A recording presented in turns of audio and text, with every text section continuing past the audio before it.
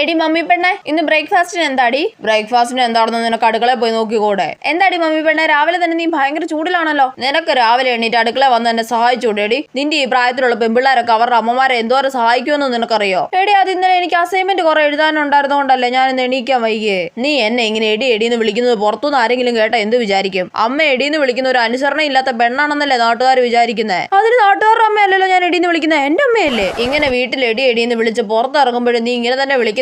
എടി പെണ്ണ, ഞാൻ പുറത്തുനിന്ന് അങ്ങനെയൊന്നും വിളിക്കത്തില്ല. എന്തൊരു കഷ്ടമായത്, സ്നേഹത്തോടെ എടിന്ന് വിളിക്കാനും പറ്റത്തില്ലേ? പറഞ്ഞ അനുസരിക്കത്തില്ല, പിന്നെ ഞാനെന്ത് പറയാനാ? എന്റെ പൊന്നു ചേച്ചി, ആ പെണ്ണിന്റെ കാര്യം ഒന്നും പറയണ്ടെന്നേ. അവള് വീട്ടുകാരെ ഒന്നും അനുസരിക്കത്തില്ലെന്നേ. ഇന്ന് തന്നെ ഈ കല്യാണത്തിന് അവള് വന്നോ? ഇല്ല, അതാ ഞാൻ പറഞ്ഞത്. ആ ശരിയാ. എടി പെണ്ണ, വാടി നമുക്ക് വീട്ടിൽ പോവാം.